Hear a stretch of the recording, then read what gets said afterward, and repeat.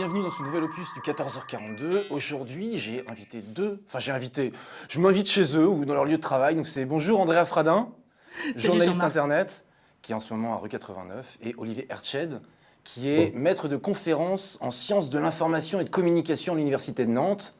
D'où le C'est fait ça. que vous n'êtes pas physiquement sur le plateau, mais par Skype. Aujourd'hui, on va parler des cybermenaces et de comment Internet... Alors, il y a 15 jours, on parlait du fait que la France avait cyberpeur de la cyberguerre. Là, cette semaine, on va revenir sur le fait que Bernard Cazeneuve a déclaré que la lutte contre les cybermenaces ne peut plus être réservée au cénacle élitiste de quelques experts, qu'il faut que l'ensemble de la nation s'en charge. Il a annoncé également qu'il était très surpris lors de la manifestation Je suis Charlie de voir que l'ensemble des ministres de l'Intérieur étaient tous d'accord pour dire qu'il fallait qu'on travaille plus et mieux avec Facebook, Twitter et Google pour lutter contre l'embrigadement cyber-djihadiste. Il y a une mission d'enquête au Sénat, il y a une vidéo vachement intéressante qui a été publiée la semaine dernière. Et Olivier, tu viens de publier ce week-end une tribune dans Libération qui était basée sur un de tes billets de blog et qui s'appelle Sur le web, la nouvelle police de la pensée. Est-ce que tu peux nous résumer un petit peu cette nouvelle police de la pensée ? Oui, l'idée de cette nouvelle police de la pensée, c'est la complexité qu'il y a de plus en plus à saisir les différents étages entre, d'un côté, les lois nationales et de l'autre côté, les règlements ou les conditions générales d'utilisation de Donc ces ces trucs qui plateformes. sont écrits en caractères minuscules, que tout le monde Voilà. doit accepter, mais que personne ne lit. Voilà. Le truc qu'on lit jamais, qu'on coche par défaut, parce que sinon on ne peut pas s'inscrire de toute façon. Et l'idée, c'était de montrer que ces règlements, que ces CGU ont de plus en plus force de loi et se substituent finalement aux lois nationales du fait de l'étendue d'abord du public de ces plateformes, hein, 1,5 milliard d'utilisateurs sur Facebook. Et à partir de là, on est un petit peu coincé dès qu'on pose la question de quelle loi s'applique? Est-ce que c'est la loi d'un État? Si on applique la loi d'un État, comment on fait sur une plateforme qui touche des utilisateurs de plusieurs États? Si c'est pas la loi qui s'applique, c'est le règlement de la plateforme. Mais est-ce que ce règlement de la plateforme est conforme ou pas à la loi? Donc derrière, il y a tout un petit millefeuille comme ça qui s'installe et qui fait que quand on est confronté à des événements comme la pornographie, comme la diffusion de ces vidéos de décapitation dont on a beaucoup parlé tout à l'heure, ça devient très compliqué à la fois pour le politique, pour le citoyen aussi, de bien piger ce qui se passe derrière. Et au final, ce que j'expliquais dans le papier, c'est qu'on est en train d'aller vers une situation où c'est de plus en plus les plateformes et les règlements de ces plateformes, ces fameuses CGU, qui sont en train effectivement de dessiner une espèce d'ordre moral sur lequel on n'a pas trop de prise et qui fonctionne dans une opacité à peu près totale. Alors, même, tu évoques également un rapport, une proposition du rapporteur de la Commission européenne de la lutte contre le terrorisme qui, Dixit, propose de renforcer les conditions générales d'utilisation de ces sites-là pour permettre de censurer des contenus, quand bien même ils ne seraient pas illégaux, sans passer par un juge. Voilà, c'est-à-dire que là, on a une espèce de total.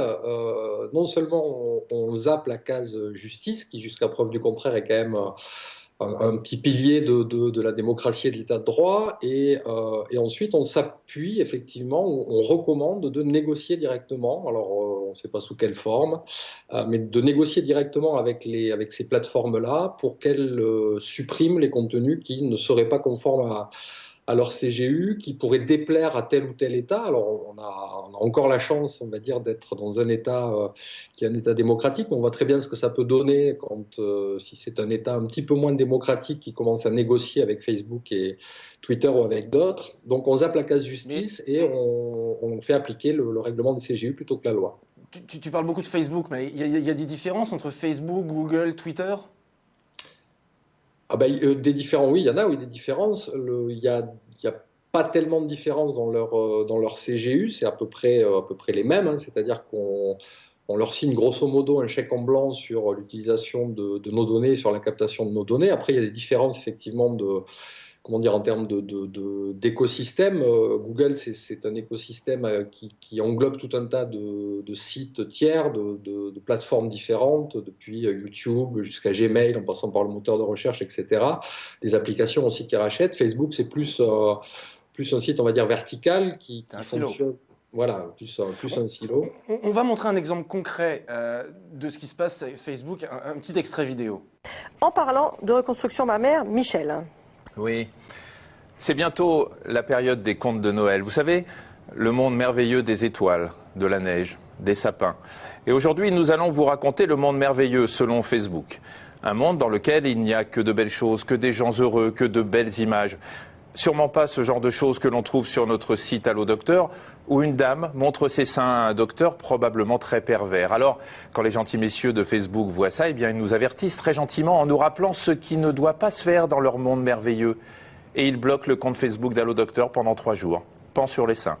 Et comme nous sommes très reconnaissants à Facebook de nous avoir donné la possibilité de nous racheter, nous allons aider les mormons qui sont derrière leur écran afin qu'ils ne perdent pas de temps. Voilà aussi ce que nous avons sur Allo Docteur.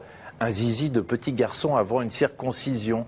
Ouh là là. Et l'extrémité terminale du tube digestif là, on est limite Sodome et Gomorre. Merci Facebook et bonne fête. Bon, on a déjà eu plusieurs fois comme ça l'exemple de musées dont les pages ont été fermées parce qu'ils avaient montré l'origine du monde de Courbet, parce qu'ils avaient montré des photos de seins. On a eu des femmes qui allaitaient leurs enfants qui ont été censurés. Est-ce que c'est quelque chose qui est un peu plus spécifique à Facebook, Twitter sur Twitter, il y a plein de starlettes du porno qui ont des comptes sur Twitter. Oui. Alors C'est pas le même ordre moral.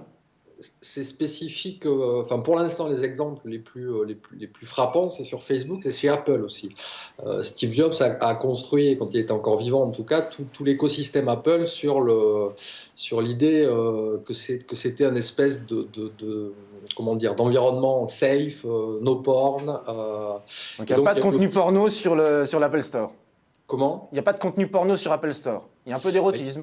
Il y a un peu d'érotisme, il y a des applications qu'on qualifiera de...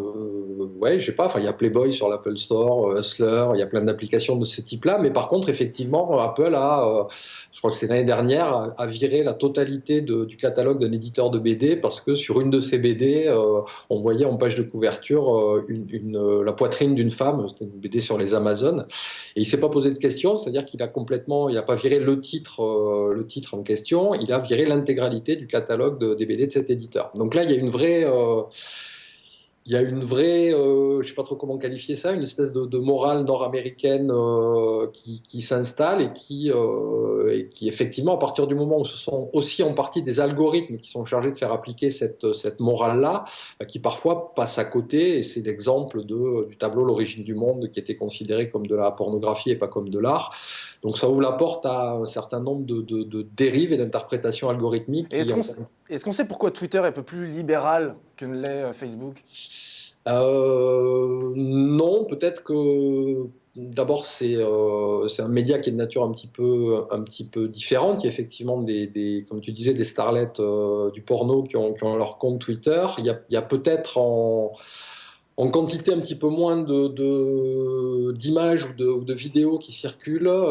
C'est peut-être lié à l'algorithme de Twitter aussi. C'est peut-être lié au signalement, hein. Il y a beaucoup de ces contenus sur les plateformes qui sont directement signalés par la police des internautes, c'est-à-dire les gens qui sont choqués quand ils naviguent dans l'Apple Store par telle ou telle couverture, ou les gens qui sont choqués quand ils naviguent sur YouTube aussi et qui signalent des vidéos. Donc peut-être que ce procédé-là est moins évident ou moins automatique sur Twitter, mais j'ai pas d'autres explications.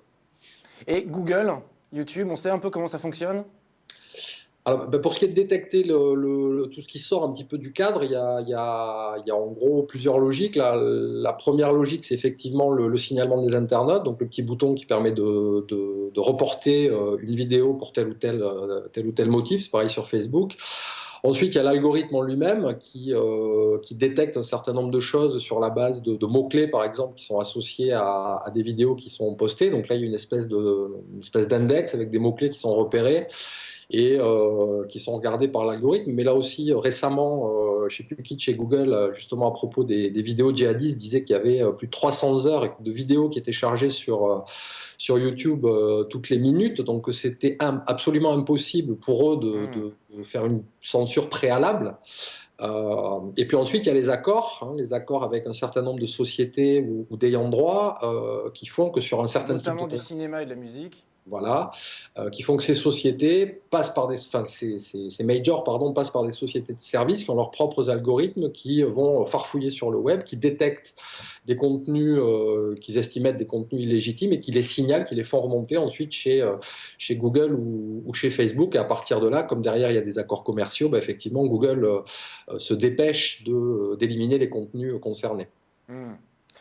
On va passer du porno au terrorisme et on va écouter les propos d'une sénatrice qui intervenait la semaine dernière à la télévision. Le débat, est-ce qu'on considère qu'Internet est une zone de non-droit? Une fois pour toutes, on peut tout y dire, on peut tout y faire, on peut prôner le djihad, on peut faire de la propagande antisémite, raciste, islamophobe, etc. Et c'est un peu le sens de la majorité des internautes qui considèrent qu'on ne peut pas toucher à la liberté sur Internet.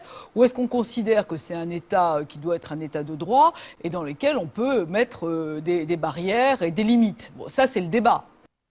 Alors, Andrea Fradin, le débat. Toi, tu y as consacré une longue enquête, il n'y a pas très très longtemps. Internet, une zone de non-droit? La bonne blague. C'est-à-dire? Ah, là, je t'entends pas. Tu m'entends pas? C'est bon.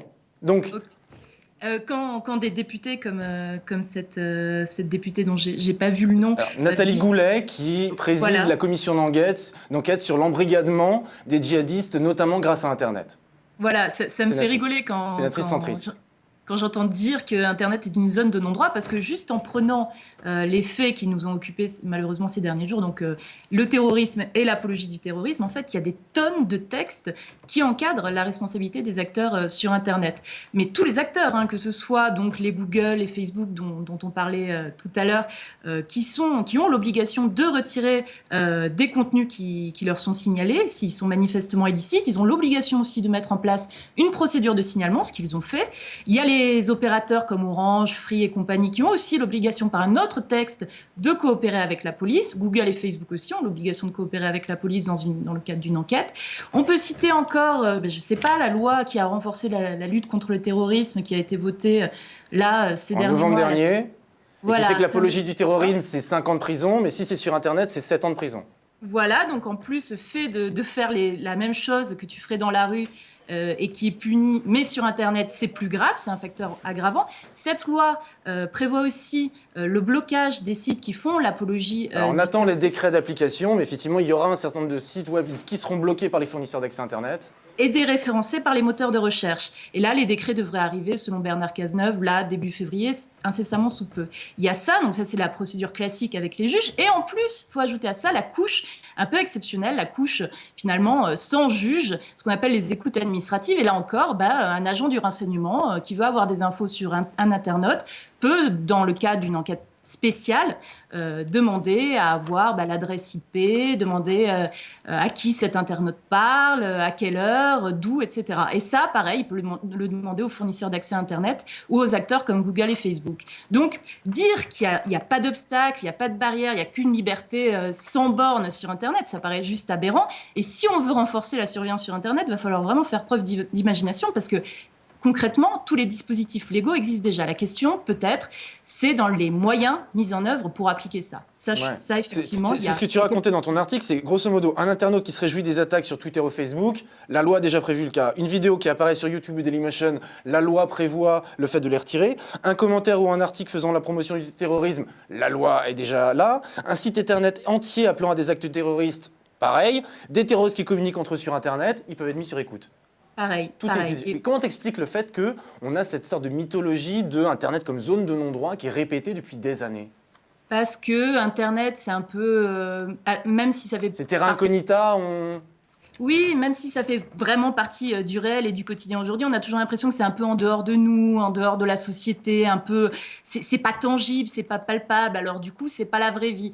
Et puis, par ailleurs, tous ces textes que j'ai cités et qui concernent uniquement, pour le coup, le cas de l'apologie du terroriste, il y en a plein d'autres sur la contrefaçon, la propriété intellectuelle, les jeux en ligne, il y en a plein des textes sur Internet, c'est compliqué. Et est-ce que ça change entre Facebook, Twitter et Google ?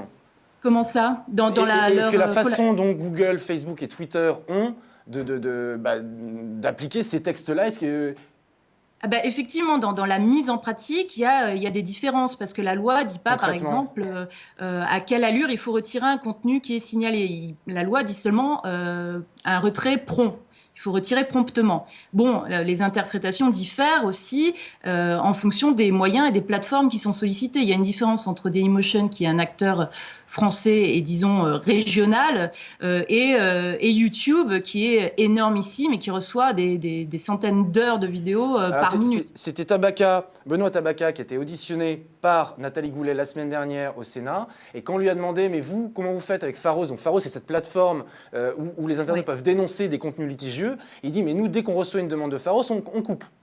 Et Catherine Chambon, qui est une des personnes au sein du ministère de l'Intérieur qui est en charge de la lutte contre la cybercriminalité, quand on lui a posé la question comment ça se passe avec les grands opérateurs Internet, il dit « Oh, mais dès qu'on leur demande de couper, ils coupent. » Oui. C'est pour ça qu'on voit mal où ça coince finalement.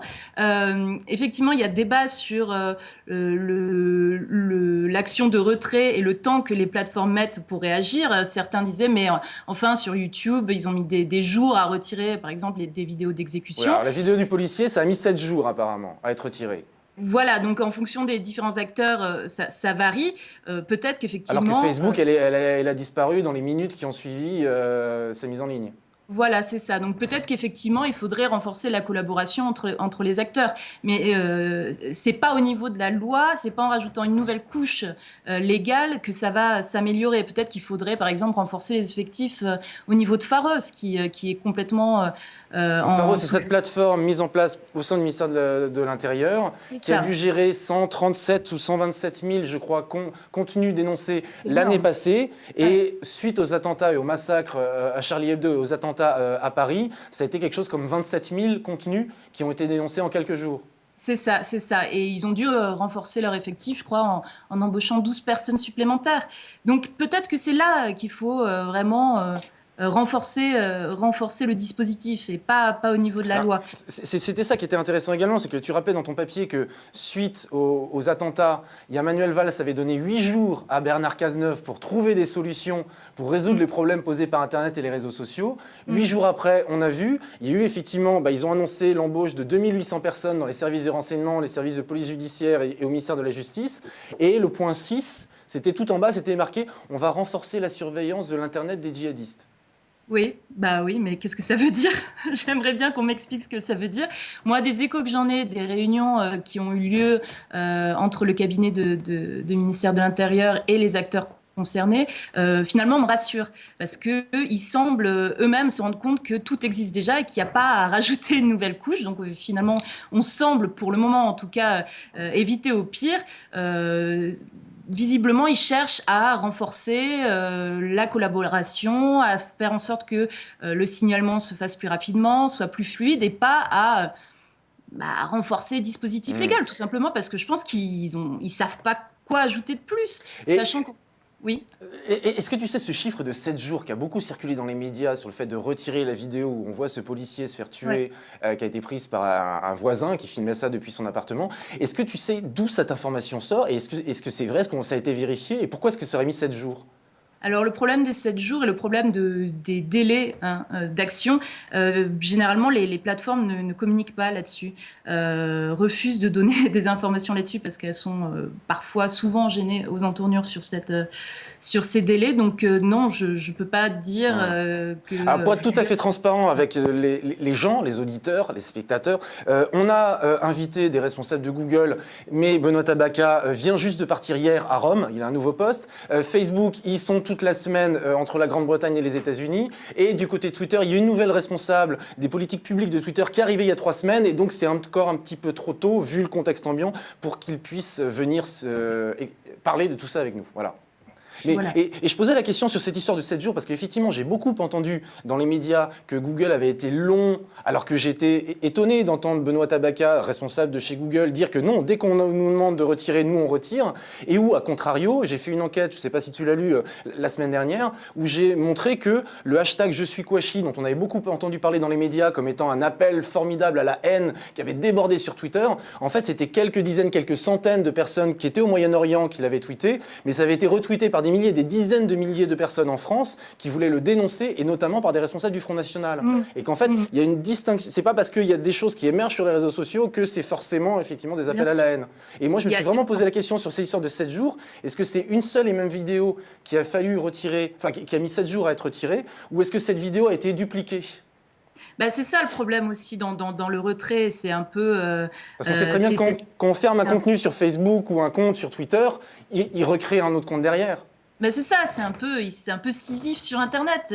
Même si YouTube agit promptement, même si Dailymotion agit dans les heures qui suivent le signalement, il y a forcément le risque de voir se dupliquer, de voir cette même vidéo charger, recharger, re-recharger, de nouveaux comptes secrets, etc., etc. Pareil sur Twitter.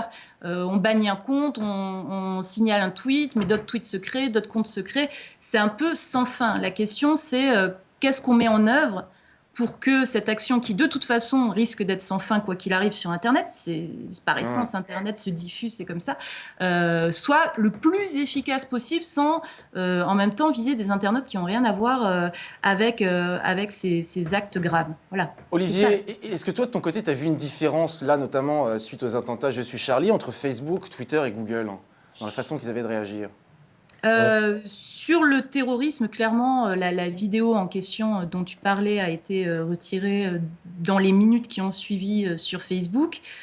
Sur YouTube, je l'ai cherché, mais peut-être un peu trop tard, je ne l'ai pas retrouvé tout de suite. Donc, non, à vrai dire, c'est difficile de se rendre compte, en plus, vu les événements, vu la violence des événements, de se rendre compte, voilà, un tel a mis 2 jours, un tel a mis 2 heures, ça a été assez difficile à voir. Mais, Olivier. Il y a eu... Non, je donne la parole à Olivier. Problème de déconnexion. Oui, il y a eu... non, sur la différence, pareil, moi, j'ai pas noté de différence en termes de délai. Après, j'ai pas non plus spécialement suivi j'ai pas comptabilisé le nombre de jours pour supprimer cette vidéo. Ce qui est sûr, c'est que là, on essaye de couper le robinet de la plus grosse audience, hein. C'est ça l'urgence du point de vue de l'agenda politique. Donc effectivement, si la vidéo est supprimée de YouTube, j'ai envie de dire que l'essentiel du boulot est fait du point de vue politique, encore une fois, puisque même si la vidéo est dupliquée ailleurs, elle ne va plus toucher que quelques bidouilleurs, que quelques geeks ou que quelques gens comment contourner la censure. Voilà, qui savent contourner la censure. Mais si je peux revenir 2 secondes sur l'intervention tout à l'heure là, de cette sénatrice, il y a à mon avis un glissement qui est très dangereux, elle parle d'Internet zone de non-droit, et à un moment donné elle dit est-ce qu'Internet est ou non un état de droit ? Et là, il me semble qu'on a un petit peu la clé, parce que si on considère, ce qui n'est absolument pas le cas, qu'Internet est un État, ça veut dire que derrière, quand on s'adresse au patron de Facebook par exemple, on s'adresse à un chef d'État. Et il se trouve que le patron de Facebook, c'était 2 jours après les attentats de Charlie Hebdo, a publié en soutien donc Mark Zuckerberg. Sur son mur, il écrit... je sais plus où je l'ai mis, il écrit que... mince. Moi j'ai mes notes. Voilà, nous suivons les lois de chaque pays, mais nous ne laissons jamais un pays ou un groupe de gens dicter ce que les gens peuvent partager à travers le monde.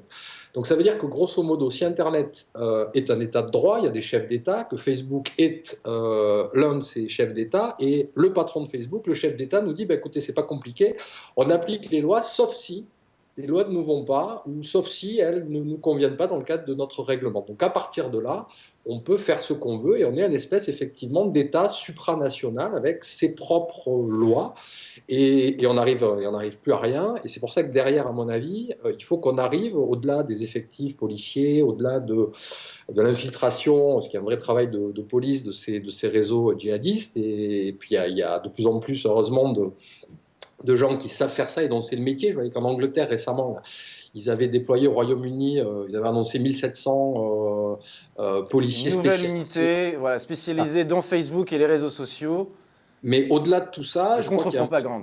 Ouais, mais au-delà de tout ça, je crois que le vrai problème, c'est le problème de l'éditorialisation. C'est-à-dire qu'à un moment donné, est-ce qu'on considère ou pas que ces sites, dans le cadre de la mise en place de leur algorithme, font un travail d'éditorialisation tout à fait classique, comme le fait un organe de presse, comme le fait une rédaction, papier, télévisuel ou autre.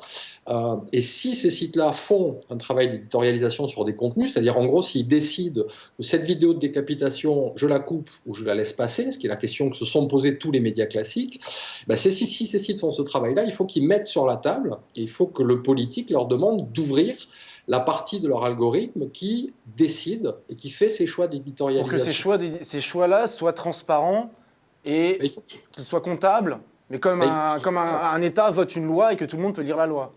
Ben, quand un média, quel qu'il soit, que ce soit Arrêt sur Image, TF1 ou qui tu veux, décide de diffuser ou de pas diffuser la vidéo d'une décapitation, il s'explique sur ce choix-là. Et c'est un choix qui est débattu en conférence de rédaction. Et on a l'explication. Quand Facebook décide de laisser filtrer dans certains pays des caricatures du prophète, de les supprimer dans d'autres pays, de laisser à tel endroit la vidéo de la décapitation, d'attendre 7 jours avant de la supprimer s'il y a une décision de justice, on ne sait plus dans quelle dimension on est. Et donc, c'est excessivement compliqué à gérer. Je voudrais bien que tu me parles de l'analogie que tu fais avec la piscine dans ton article. Ouais, ce que j'explique, c'est qu'en fait, c'est ce qui finit par avoir force de loi, c'est-à-dire ce qui finit par décider qu'il y a tel ou tel contenu qu'on va pouvoir visionner, auquel on va pouvoir accéder, ce n'est rien d'autre que le règlement intérieur de la piscine municipale qui te dit que tu as le droit d'aller te baigner avec un slip de bain de telle taille ou que tu n'as pas le droit. C'est-à-dire que... c'est que les chambres de bain sont interdits. Ouais, il paraît que c'est interdit, ouais. Mais c'est ce que Tim Berners-Lee appelle les jardins fermés du web, c'est-à-dire que pour accéder à ces services, on signe ces fichus CGU sans les lire, et c'est le règlement intérieur du site qui s'applique. Mais ce n'est qu'un règlement intérieur, c'est-à-dire que ça n'a... théoriquement et pratiquement, ce n'est supposé avoir aucune force de loi. Que le slip de bain soit interdit dans la piscine municipale que je fréquente, c'est une chose, mais à partir du moment où je suis sur une plage publique, si j'ai envie de me baigner en slip de bain, j'ai tout à fait le droit de le faire. Il y a aucun... le seul interdit sur une plage publique, c'est l'interdit de la loi, c'est-à-dire que je n'ai pas le droit effectivement de me baigner tout nu si j'ai envie de me baigner tout nu, mais c'est tout. Et là, il y a une substitution qui est en train de s'opérer, où effectivement, ces règlements intérieurs, d'où l'analogie avec la piscine, sont en train d'avoir l'équivalent d'une force de loi. C'est-à-dire que, et derrière, il y a un ordre moral, derrière, il y a cette idéologie de ce qui est porno, de ce qui n'est pas, de ce qui est acceptable, de ce qui n'est pas. Donc quand on est sur des sujets comme ça qui sont très, très, à la fois très, comment dire, très... Il y a beaucoup d'émotions, beaucoup d'affectifs, et puis qui sont très clivants. Quand on est sur une vidéo de décapitation, bon, le débat est assez simple. Tout le monde voit bien que effectivement, on a plutôt intérêt à pas trop diffuser ça à grande échelle. Mais quand on est sur d'autres sujets plus neutres ou plus différents, en tout cas, c'est compliqué parce qu'on n'a pas de recours. Et on a d'autant moins de recours que toute la classe politique s'installe dans un discours où, à force d'expliquer qu'Internet est une zone de non-droit, on en arrive en miroir à présenter Internet comme un état de droit. Sauf que Internet n'est pas un état et que ces sociétés-là, a fortiori, n'ont pas de loi et ne sont pas des états. Tu parles également d'une nouvelle police algorithmique qui opère. Alors, effectivement, j'ai cru comprendre que pour ce qui est des images de seins, il y a des algorithmes, mais est-ce qu'on sait s'il y a des algorithmes pour le terrorisme ? Alors même pour les images de seins, c'est très compliqué les algorithmes parce que je lisais l'autre jour un article d'un chercheur qui est spécialiste sur la reconnaissance d'images et qui est un article assez rigolo puisqu'il expliquait qu'en fait un des défis aujourd'hui c'était d'arriver à reconnaître, il essayait d'identifier des pénis sur des vidéos. Et c'était très complexe. Voilà. Donc, pour reconnaître des seins sur une vidéo, il y a des algorithmes qui permettent de le faire, mais encore une fois, c'est très compliqué la reconnaissance d'image. C'est pour ça que je disais tout à l'heure que la plupart du temps, on travaille plutôt sur des mots-clés, sur du signalement de d'autres internautes, etc. Est-ce qu'il y a des algorithmes pour la reconnaissance de terroristes ou de contenus terroristes ? J'en sais rien. Ce qui est sûr, c'est que un algorithme capable de détecter la présence du mot-clé sain sur une vidéo est aussi capable de détecter la présence du mot-clé djihad sur une autre vidéo. Donc ces algorithmes-là, ils existent. Mais si on commence à vouloir censurer tous les articles en mode djihad, les effets de bord, ça va être un peu gênant. Voilà, c'est pour ça que c'est compliqué, et c'est pour ça que de l'aveu même, encore une fois, ce que je disais tout à l'heure des responsables de ces plateformes-là, c'est étant donné de toute façon le volume d'informations qui y circulent, c'est absolument impossible pour n'importe quel algorithme, si puissant soit-il, de détecter en temps réel ou dans un délai de temps raisonnable des contenus qui pourraient être, encore une fois, non conformes au CGU. tout en étant par ailleurs souvent tout à fait conforme à la loi, hein, puisque là aussi on est sur encore une ambiguïté, c'est-à-dire qu'on est sur des algorithmes, sur ces milices ou ces polices algorithmiques qui vont supprimer des contenus qui sont parfaitement légaux. Ouais, c'est l'exemple, par exemple, si on voulait censurer tous les drapeaux de l'État islamique, enfin de Daesh, comment distinguer un djihadiste qui est en Syrie de quelqu'un qui veut dénoncer le djihad ou d'un article d'un journal qui reprend le drapeau? Ben voilà, puis c'est ce que tu montrais dans ton enquête effectivement l'autre jour. Il y a une chose qui nous sauve encore un petit peu aujourd'hui, c'est que les algorithmes de détection sont encore pas tout à fait capables de second degré et de remise en contexte. Oui, alors juste je précise, c'est effectivement quand c'est Je suis Kouachi, donc le hashtag Je suis Kouachi qui a fini comme trending topics, donc sujet tendance sur Twitter, ça a entraîné des centaines d'articles, des reprises dans les médias. Regardez, c'est scandaleux, et où ça laissait entendre que si c'était devenu trending topics, c'est parce qu'il y a énormément d'islamistes, de musulmans intégristes qui avaient tweeté Je suis Kouachi. Sauf qu'en fait non, c'était énormément de gens qui avaient dénoncé le fait que quelques-uns s'étaient revendiqués Je suis Kouachi. Oui, c'était la même chose sur le hashtag Je ne suis pas Charlie, où effectivement c'était pour un individu qui tweetait Je ne suis pas Charlie, il y avait 1000 individus qui venaient le pourrir instantanément et donc qui reprenaient son hashtag pour le détourner. Donc voilà, après c'est un autre phénomène, c'est le phénomène de la chambre d'écho médiatique, effectivement, où il faut bien alimenter, il faut bien trouver du contenu. Donc on va s'intéresser effectivement à ce 0,1% qui sort un petit peu de la ligne éditoriale générale. Ouais. Mmh. Et un autre mot qui m'a marqué, une expression qui m'a marqué, c'est que tu dis que les conditions générales d'utilisation de fait font force de loi, mais qu'en même temps elles sont déloyales. Est-ce que tu peux expliquer ça? Oui, c'est-à-dire qu'il y a un principe qui est, encore une fois, ces conditions générales d'utilisation, ce qui est compliqué, c'est que Facebook, Google, Twitter et les autres sont des sociétés commerciales. Et à ce titre-là, effectivement, elles sont tout de même supposées respecter la loi à minima de l'État dans lequel elles sont installées. Sauf que dans ces CGU, encore une fois, il y a des variables, il y a des variantes, il y a des choses qui sont permises aux États-Unis qui ne le sont pas en France, la vente d'armes par exemple. Il y a des choses, aux États-Unis, le parti nazi américain est un parti qui existe, qui vit. Donc ça, c'est des situations pour lesquelles dans d'autres pays, en France par exemple, on n'a pas le droit de vendre des armes et on n'a pas le droit de faire l'apologie du nazisme, pour être clair. Donc les CGU ne peuvent pas toujours se positionner par rapport à la loi. Elles sont parfois aussi obligées de se positionner par rapport à un certain nombre de référents culturels qui vont faire l'économie de la loi. Et du coup, on est sur une espèce d'entre-deux qui est un petit peu compliqué, où c'est ce que je disais tout à l'heure, c'est-à-dire que de fait, dans les faits concrètement, ce sont ces règlements intérieurs, ces CGU qui ont force de loi, mais paradoxalement, elles ne se raccrochent finalement à aucune loi, puisque par définition, il n'y a pas de loi d'Internet, il n'y a que des lois qui ont une valeur territoriale à l'échelle d'un pays ou d'un État. Donc c'est pour ça que je disais qu'elles ont force de loi à force d'être déloyales, c'est-à-dire à force de s'inscrire en porte-à-faux par rapport à ce qui ne peut pas exister, c'est-à-dire une espèce de loi universelle d'Internet. Bon, alors on va passer un troisième extrait vidéo et après, Andrea, on va revenir avec toi pour parler justement de cette notion de loi et de juge. Moi, je voudrais dire, plutôt hostile, non pas résolument, je veux dire plutôt hostile à l'intervention d'un juge parce que ça va, excusez-moi d'être aussi clair que ça va encore prendre du temps, ça va encore créer des... Moi, vous avez vu l'utilisation d'Internet, je crois qu'il faut commencer par réagir vite, quitte à quelquefois... peut-être le faire de façon téméraire. Alors voilà, on est à la commission d'enquête sur l'embrigadement djihadiste par Internet au Sénat. On a un sénateur qui dit « Bon, ce serait quand même mieux si on pouvait censurer sans passer par un juge. » Parce que c'est lent, la justice. Ça m'étonne pas, mais en même temps, c'est une tendance très lourde sur Internet et dans les lois qui ont été votées tant sous la gauche et sous François Hollande que à l'époque sous Nicolas Sarkozy. On évince le juge de toute procédure sur Internet. C'est le cas pour les contenus pédopornographiques. C'est aujourd'hui le cas sur les contenus liés au terrorisme, très clairement. Et c'est la loi dont on parlait tout à l'heure de renforcement de lutte contre le terrorisme qui a été votée à la fin de l'année. Quand on va demander aux fournisseurs d'accès à Internet de bloquer tel ou tel site, il n'y aura pas de juge dans la boucle. C'est un juge administratif, mais ce sera pas un juge judiciaire.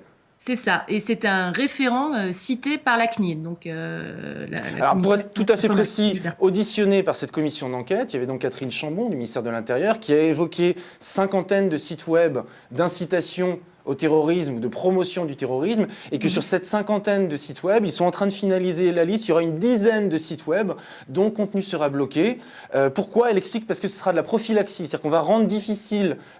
Elle est consciente qu'on pourra de toute façon contourner la censure et quelqu'un de motivé pourra accéder à ces sites web qui seront bloqués par des fournisseurs d'accès, mais qu'au moins ce sera prophylactique parce que le Pékin lambda, ce sera un peu plus compliqué d'y accéder. Ce qui était très intéressant, c'est que s'il y a seulement une dizaine de sites web sur la cinquantaine, ça veut dire que la quarantaine d'autres, sciemment, ils vont laisser l'accès. Et donc, s'ils laissent l'accès, c'est que ça les intéresse de pouvoir surveiller qui y va. Bah oui, bien sûr, et notamment aux moyens d'enquête, je suppose qu'ils mettent tout en œuvre pour faciliter l'accès aux policiers qui enquêtent sur ces questions, et encore heureux. Après, sur le blocage, comme tu le disais, le gros problème, c'est que les gens qui veulent vraiment s'informer vont pouvoir trouver ces sites en contournant les dispositifs de blocage et en masquant leur adresse IP qui permet éventuellement de les retrouver. Donc finalement, quelle est l'efficacité de ce genre de mesures qui sont en plus très compliquées à mettre en œuvre? Parce que là, concrètement, on va demander à la CNIL de nommer une personnalité responsable, de vérifier la liste mise à disposition par l'OCLTIC, donc qui va Qui est l'Office choisir... central de lutte contre la cybercriminalité. Voilà, c'est ça, D'où qui vient va choisir Catherine Chambon. les sites. Concrètement, je ne sais pas aussi quand on va demander à Google ou Microsoft de déréférencer un site, à partir de quel moment ce site pourra rentrer dans le référencement. Par exemple, si le site modifie son contenu, comment on vérifie ça? Enfin bon, il y a tout un tas de questions pratiques, et je doute que le ministère de l'Intérieur et le ministère de la Justice se posent ces questions-là. On a eu le cas avec l'Inde il y a quelques semaines qui a bloqué une trentaine de sites, dont l'intégralité de Dailymotion, parce qu'il y avait eu effectivement des vidéos de l'État islamique au Levant qui avaient été publiées sur Dailymotion, sur Vimeo, communiquées sur Internet Archive, et donc ils ont absolument tout bloqué.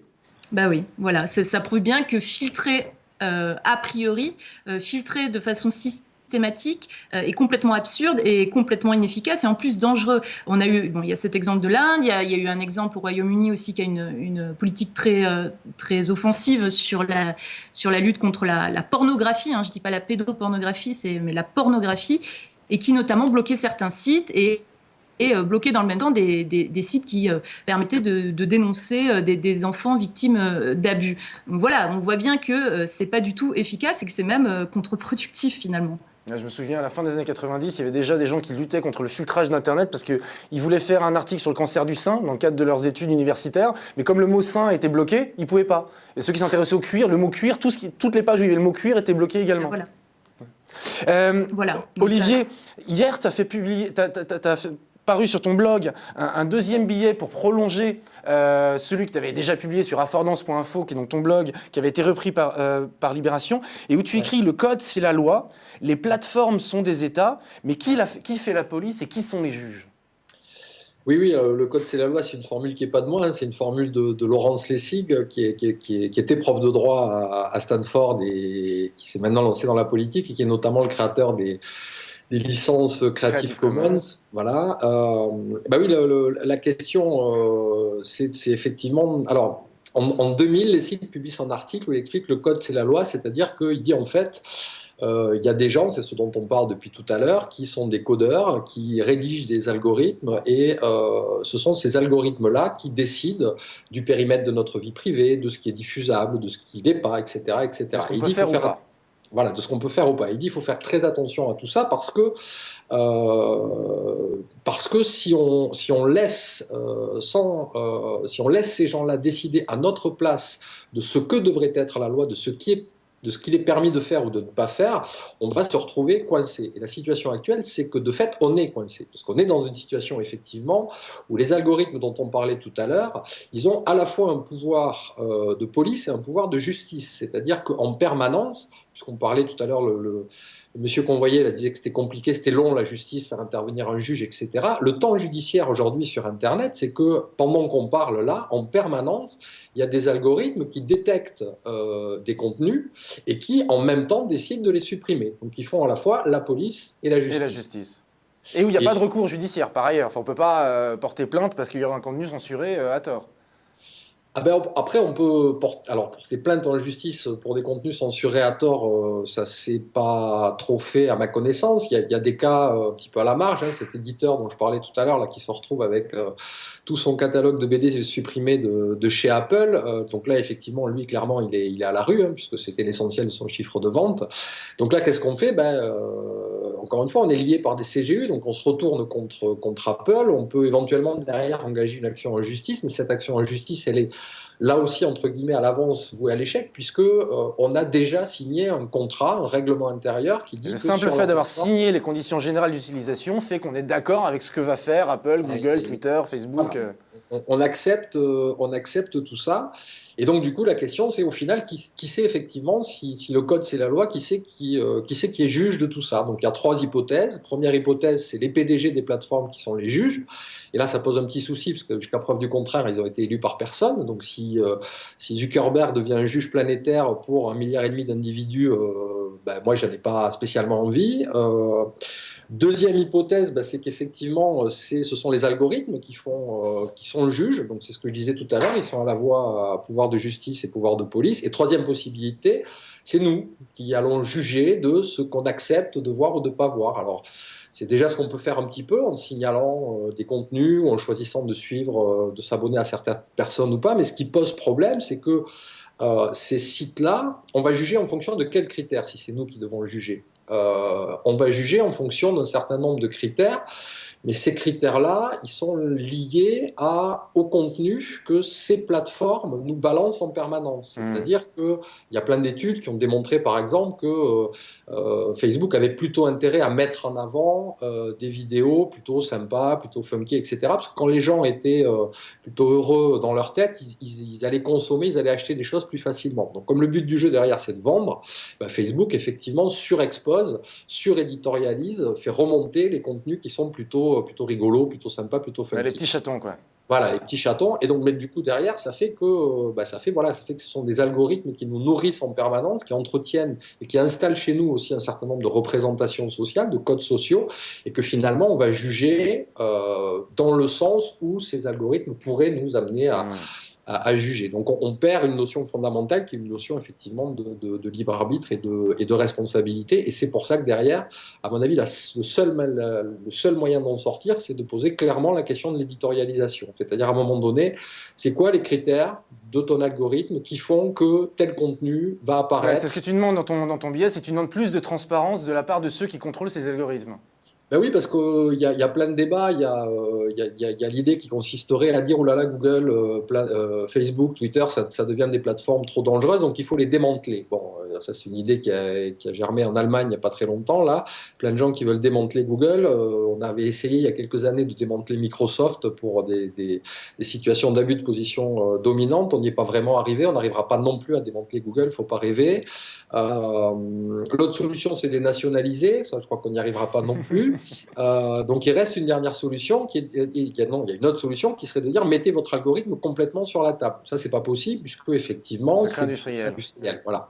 Donc la solution intermédiaire et la seule me semble-t-il, c'est de dire il y a dans votre algorithme un certain nombre de critères qui relèvent de l'éditorialisation classique et ces critères-là, il faut qu'ils soient connus, pas simplement connus des rédactions ou des médias classiques qui se retrouvent totalement, c'est pas à vous que je vais l'apprendre, mais dans des situations d'aliénation un petit peu ubuesques. Un algorithme, dès qu'il y a un changement de l'algorithme de Facebook, c'est la panique dans les rédactions parce que les contenus qui passaient bien passent plus, etc. Donc il faut tout recalculer, mais aussi pour les citoyens, pour les internautes, il n'est pas normal qu'on ne comprenne absolument pas, on en a une vague idée, mais en tout cas qu'on ne comprenne pas clairement pourquoi on est inondé en permanence de toujours les mêmes articles de chats, toujours les mêmes infos. Pour conclure, Andrea, est-ce que tu n'as pas l'impression, à l'aune de ce que raconte Olivier, qu'on est réellement en train de rentrer dans une zone de non-droit, paradoxalement? Oui, ou une zone où le droit, de non-loi. Comme l'explique très bien Olivier, et dépend d'acteurs. Et c'est là où est le paradoxe. Les États européens, notamment la France, n'arrêtent pas de dire Google, Facebook, Amazon, enfin les GAFA, les fameux, prennent trop de place, sont trop importants et du coup profitent de cette importance pour faire ce qu'ils veulent en termes de fiscalité, par rapport à la diffusion des articles de presse, par rapport à la culture, etc. Et en même temps, on leur demande d'être plus responsables et de censurer par eux-mêmes les contenus qui circulent chez eux. Et il y a cette espèce de paradoxe où on dit vous êtes trop gros et en même temps on leur donne les moyens d'être encore plus gros. Moi, ça me paraît juste aberrant de renforcer ce mouvement qui les rend encore plus imposants et de leur donner des pouvoirs de police privée, effectivement. Je vais finir par une déclaration la semaine dernière de Giuseppe Di Martino, qui est le président de l'ASI, qui regroupe les principaux opérateurs de l'Internet, et qui disait « Nous ne voulons surtout », et qui est le responsable de Dailymotion, qui disait « Nous ne voulons surtout pas censurer de contenu, nous ne voulons pas nous substituer à la justice, ni faire le droit ». Eh bien, sur ce, merci messieurs, dames. On se retrouve dans 15 jours. Bye bye.